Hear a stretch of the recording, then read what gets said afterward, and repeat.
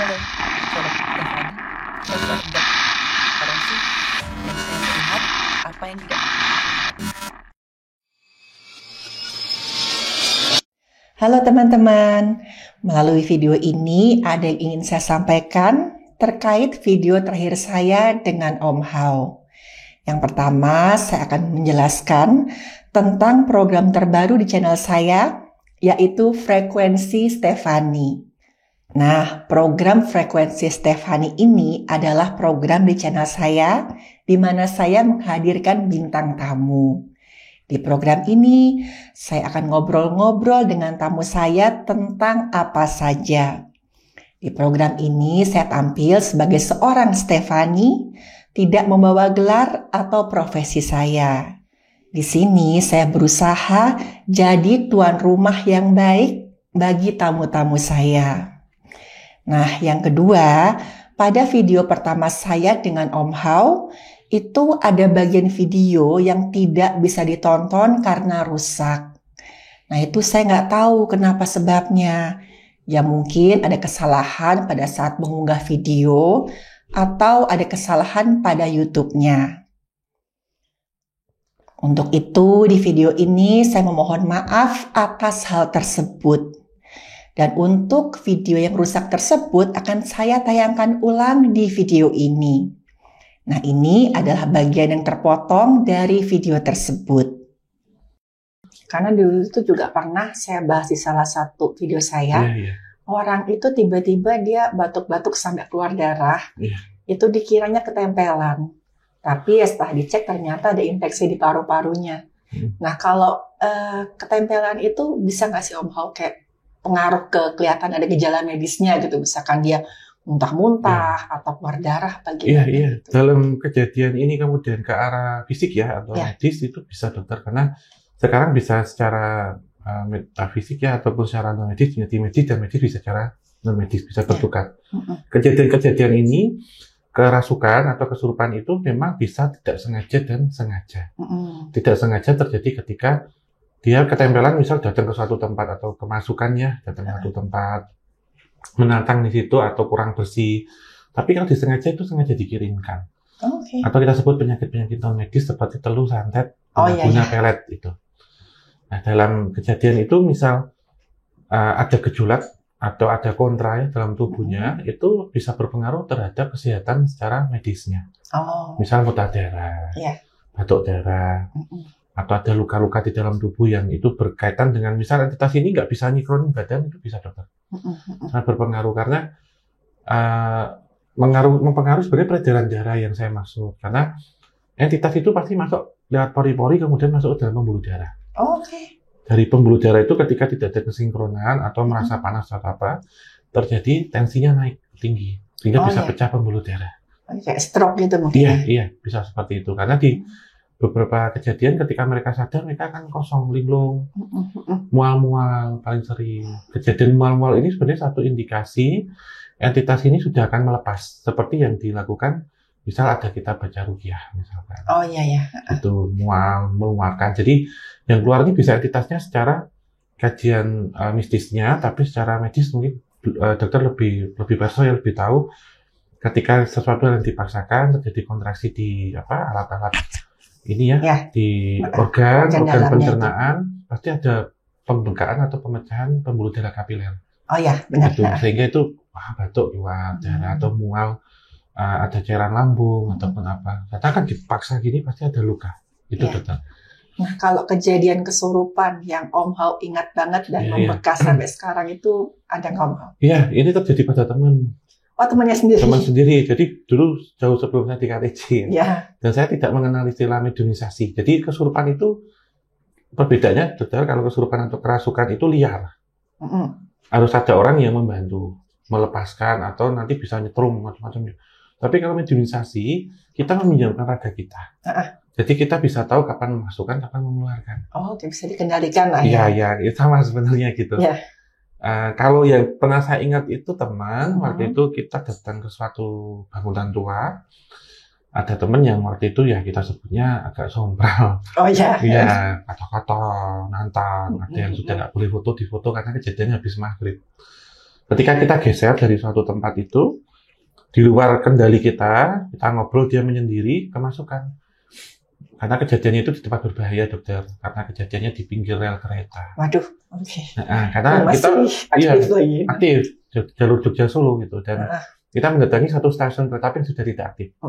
Kemudian kita geser karena kita punya teman waktu itu yang bekerja di ini ya, di yang penjaga palang pintu. Oh ya. Jam 12 malam saya masih ingat masuk. Jadi intinya entitas ini nggak bisa dikendalikan, berat banget, dokter. Oke. Kita udah pegangin tuh, maaf ya jalannya udah kayak buaya gitu. Jalannya itu nggak gini tapi udah begini, udah kita melata pegang. gitu ya. Iya.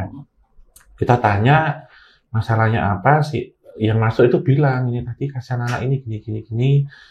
Tolong dijaga etikanya, sopan santun gini gitu. Itu satu hal yang masih saya ingat karena waktu itu saya membantu untuk menanganinya. Belum di beberapa kejadian-kejadian yang pernah saya bantu untuk lepas, saya pernah jadi dokter. Karena melanggar sesuatu hal yang entah pohon ditebang, nggak boleh melanggar mitos ataupun pantangan di situ gitu. Ya saya ingat teman waktu itu. Om Hao, jadi ada nggak sih tempat-tempat tertentu yang bisa membuat orang itu gampang kesurupan atau ketempelan? Terus cara mencegahnya gimana sih? Kalau biasanya tempat-tempat ya Mbak ya, itu mengacu pada tempat yang dikeramatkan atau wingit keramat. Misal itu ada makam, pohon besar, yang warga itu sangat takut sekali dengan peraturan yang ada di situ, yang dihindari karena menjadi mitos ataupun pantangan yang nggak boleh dilanggar. Kayak pamali ya? Gitu ya, pamali. Ya kan seseorang yang maaf ya dalam kondisi pas menstruasi tetap datang ke situ bisa terjadi. Itu salah satunya. Kemudian kebanyakan tempat-tempat yang dikeramatkan saya keramatkan, Mbak. Karena biasanya penunggunya itu kalau ada yang melanggar itu akan menegurnya bisa pertama lewat sesuatu hal yang janggal ya, ataupun kalau itu kan secara verbal mereka masuk menyampaikan. Gitu. Tentunya kita menjaga semua lokasi dimanapun kita berada, tapi teruntuk tempat yang dikeramatkan atau disakralkan itu kita ikut dengan aturan yang ada di situ. Pokoknya di mana bumi dipijak, di situ langit dijunjung. Ya, karena terkadang orang itu luput ya, tidak memberikan peringatan, tapi makhluk astral ataupun sesuatu yang menjaga tempat atau menunggu tempat itu bisa memberikan peringatan. Gitu. Nah, kalau misalkan setelah kita berkunjung ke tempat yang dikeramatkan, misalkan untuk kita tujuan wisata, nah setelah itu apa perlu kayak ada ritual tertentu, Om? Misalkan kan mandi kembang atau gimana gitu? Sebenarnya simpel, Mbak. Ketika kita selesai dari tempat yang disakralkan, keramatkan atau horor, ini ya, tempat itu angker, gitu. Simpel, ketika pulang kita mandi bersih, semua kayak mandi besar. Jadi semua yang kita pakai, termasuk pakaian dalam itu harus kita tanggalkan. Kenapa? Karena debu-debu yang ketika ada di situ itu jadi media nanti, Mbak. Ketika masih nempel. Karena ketika orang kadang capek, kemudian terlelap tidur, itu kan masih pakai baju, lupa mandi. Nanti terjadi rep-repan atau tindihan. Itu. Karena entitas ini mau mencoba masuk lewat alam bawah sadar. Nah ini jatuhnya masih nempel mereka. Nah, satu cara komunikasi dan masuknya gimana? Ketika orang terlelap tidur. Jadi diusahakan ketika sudah kita ganti, nggak ada debu yang menempel ataupun ini, kemudian kalau yang muslim ambil air wudhu, tertidur, insya Allah aman. Gitu. Berarti itu ada hubungannya juga sama penjelasan medisnya sebenarnya. Iya. Kalau tindihan itu kan kita sudah mau masuk ke fase tidur lelap, badannya udah lemas semua, tapi pikirannya kita tuh masih mau kerja gitu. Mungkin tersugesti sama kita masih pakai baju dari pergi, belum mandi gitu ya. Iya sama dokter. Jadi pikiran kemanapun itu juga bisa berpengaruh ketika orang ini misalnya di tempat yang angker nih. Dia mungkin korinnya atau jiwanya dia sebagian itu masih tertinggal.